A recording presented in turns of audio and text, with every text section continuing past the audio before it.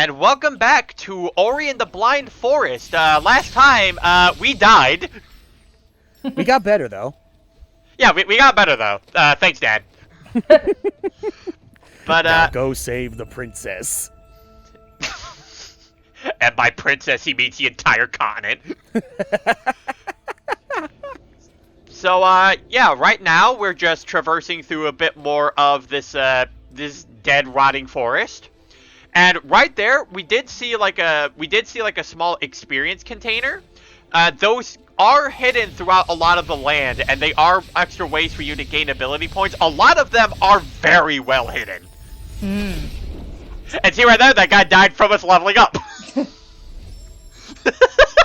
As he should. Yeah. So yeah, I am more so prioritizing. So early game, I like to prioritize making scene a bit stronger, so that way I can like start taking down enemies a bit quicker, and then I'll start making it so we can get ability points faster. But once I start doing that, I do primarily start prioritizing Ori's characteristics themselves, because yeah, again, Ori gets some really good things. Okay. Oh, so prioritizing attack versus defense. I like the cut of your jib. Yeah.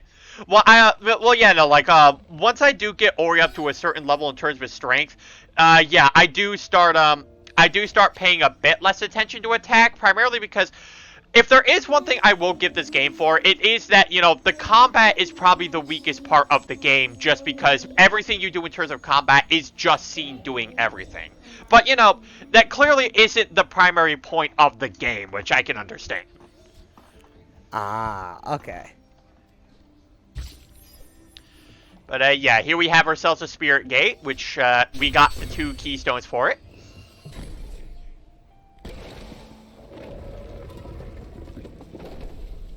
Well, that's an interesting way to open the door. Yeah. They couldn't decide what would be the best way to open the door. It's like, should the door go up or should it go down? You know what? No. We'll just have it go both ways. Should it go up or down? Yes. Pretty much, yes. Alright. So yeah, that's how we're going to be refilling our energy cells, so we can end up saving more often. Oh, okay. And this we'll get back to later. Oh, wait, so you need energy cells in order to save? Yes. Every time you want to save your game, it expends an energy cell. But here, those are how you get more extra life. There are going to be more of those things for your energy cells. They're scattered throughout the game. In the original release, there were 12 for spirit energy and your health. In Definitive Edition, there's 15. Okay. So, I mean, as far as you know, yeah, what have they added into the Definitive Edition other than more of those cells? So, they added 2 exclusive abilities that we will be eventually getting, as well as an entirely new area, which actually goes into Naru's backstory. Ah, okay. Yeah. Other than that, they also added the 1 life difficulty for Definitive Edition. And what 1 life difficulty is, I have been alluding to it here and there, but what that essentially is you have to beat the game entirely without dying. Otherwise, you get sent back to the very beginning of the game. It doesn't matter how far you get. Like, you could be at the final area in the game and die. You go to right back to the beginning. And how long does it take to normally complete this game? Like, assuming that you know where you're going. Technically, you can beat it in under 3 hours. Okay. Oh. Yeah, because there is an achievement for speedrunning. But, like, I'd say for, like, a standard playthrough of the game, like, if you are, like, trying to go after everything, if you are trying to, like, say you're trying to uncover everything, you're trying to get all the upgrades and whatnot, it's still not relatively that long. Like, altogether, this footage ended up being only 6 hours. Okay, that's not too bad. Yeah.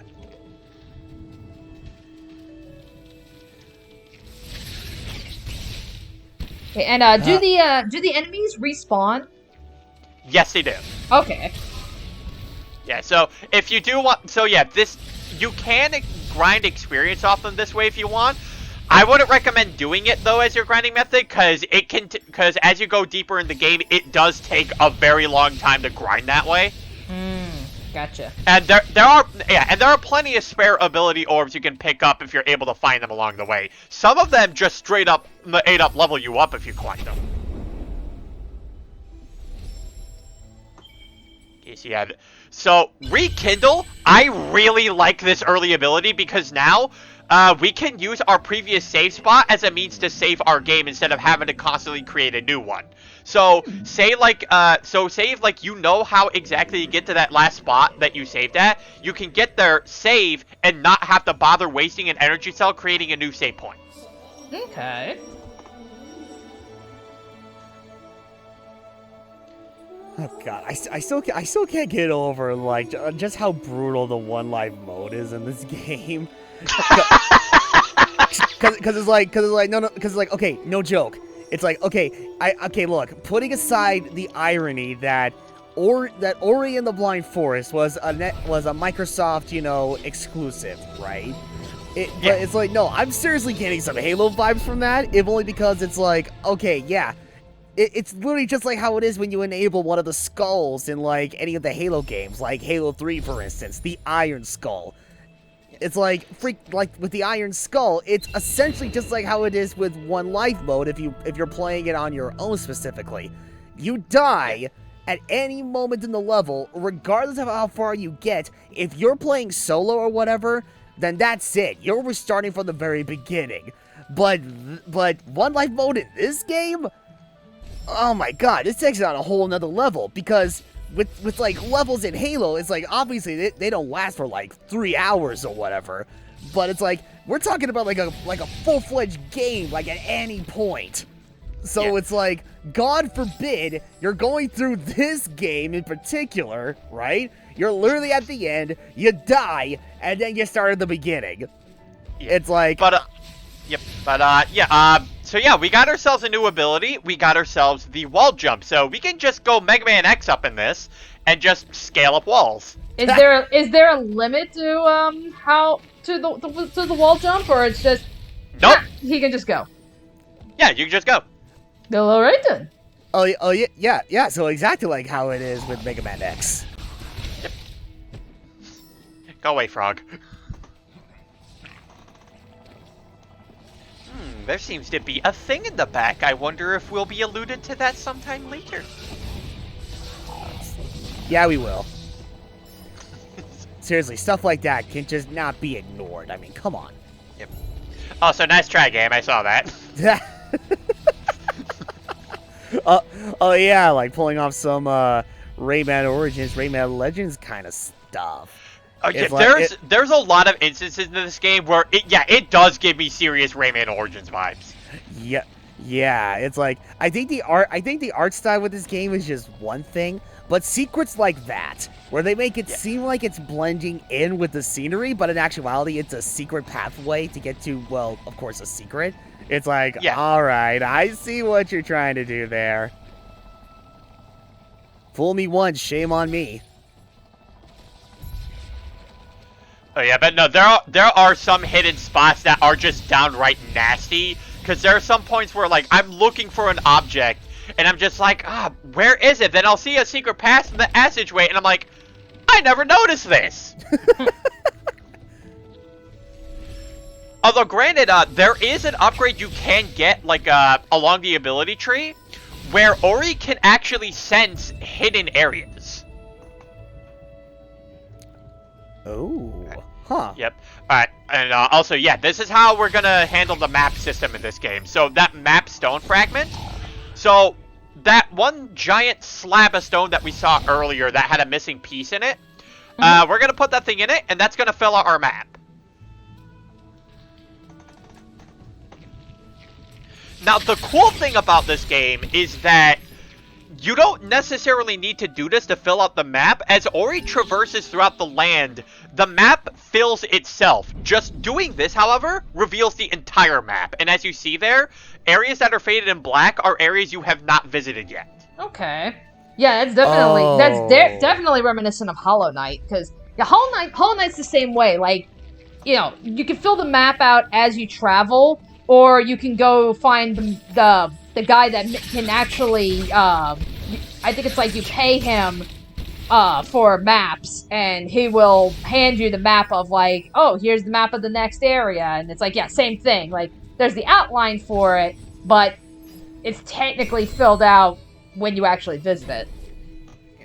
Oh yeah. Essentially, just like a lot of other Metroidvania games. I didn't even realize this was a Metroidvania game. I thought it was just like one long linear platforming game. So Yeah, I'm nope. like, It is alright. it is an entire Metroidvania where yeah, everything is connected. And the other thing too, and I know my footage doesn't exactly show it the best, although that I explained like in the disclaimer of part 1, but yeah, this game, generally speaking, has like no load times. So that being said, like, I'm trying to think, Brian, have you played Hollow Knight? Yes, I have. I have not beaten it yet because I got lost. Yeah, same thing. Because again, I personally haven't played a lot of the Metroidvanias. Like, really, like the only one I think really off the top of my head that I've played has been Hollow Knight, and yeah, I ran into the same problem. Like, I made progress, but I just eventually got lost, and I was just like so frustrated that I ended up putting it down. So Yeah. would you say, would you say this would be the kind of game where it'd be like, do you need to have like a lot of experience with Metroidvanias to be able to enjoy Ori, or like is it like, I guess maybe kind of like noob friendly, or what? Yeah, honestly, I'll say if you're looking for like a jump into the Metroidvania genre, this is not a bad place to start. Okay. Yeah, because honestly, like I mean, for one thing, this world is nowhere near as big as Hollow Knight. Oh, thank God. yeah, I was gonna say, like, a Metroidvania like game with not so big of a world. Okay, that's good to know. Yeah, like it is big, but yeah, it's not Hollow Knight big. Okay. Yeah, it's like that's probably the biggest reason why I've been rather hesitant about diving more into Metroidvania games, if only because my biggest fear is I'm making a lot of progress in said game, and then the next thing you know, I end up getting lost because I probably forgot to do something, or the area is so big that I lose my way. But I mean, granted, the only Metroidvania game I ever played and beaten was Shantae Risky's Revenge, but that's just about it, really. Honestly, I think that fear of diving more into Metroidvania games, I think that's part of the reason why I have yet to try my hands on like Shantae and the Pirate's Curse, or Shantae Half Genie Hero, and all the other Shantae games that have come out as of recently. So we're now about to see who the primary antagonist of this game is.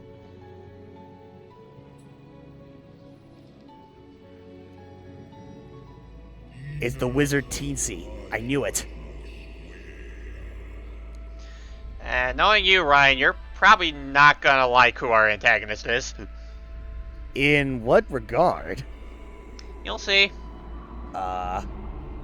Okay.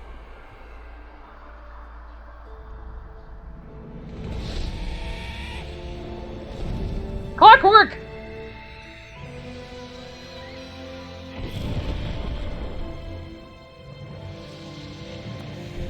Yep. You're right. I don't like this. I don't like this. I was about to say, it's like, oh shit, Clockwork's pissed. Actually, more appropriate. I think Clockwork decided to go mechanical. He was like, oh, this shit is awesome. Actually, it would be more appropriate to call them Clockla, because Kuro's a female. Okay. But then it's like Clockwork, Clockla, like regardless of such. It's like, at least with Clockwork or Clockla, it's like, those are like, this is like fictional, like, robot birds or whatever. It's like, for me, that I can handle. Because it's like, that kind of stuff I can't take seriously. Well, in one aspect. On the other hand, I'm like, okay, that's actually really badass. But we're talking about, like, okay, this is like a massive, full-blown, pretty much realistic-looking owl. And it's like, I already have an irrational fear of birds in general. So it's like, okay, the fact that we have a massive, realistic-looking owl, which is evil-looking, mind you, that's on a whole nother level. So I was like, yeah, no, I think it's safe to say, yeah, I'm not gonna like this freaking boss or this main antagonist. Yeah. But yeah, you asked you asked in part 1 about like what exactly caused the entire forest to like wither and die out. That's essentially what happened. So Kuro went, attacked the spirit tree, killed a lot of those spirit guardians, and then just straight up took a scene from the spirit tree, crushed it, and then threw it out into the woods. See, I keep telling people, birds are dicks. This is part of the reason why they just ruin and kill everything. But okay, but yeah, like without the eyes of the tree, hence why the forest became blind and was not able to keep light from circulating throughout the entire place in Nibel, which is why everything is now under what is referred to as the decay. But we can get a bit more into that as we get more into the story of Ori and the Blind Forest. So tune in next time for part 3 as we begin our ultimate quest to restore the light of Nibel. We'll see you guys then. Oh. All right, then.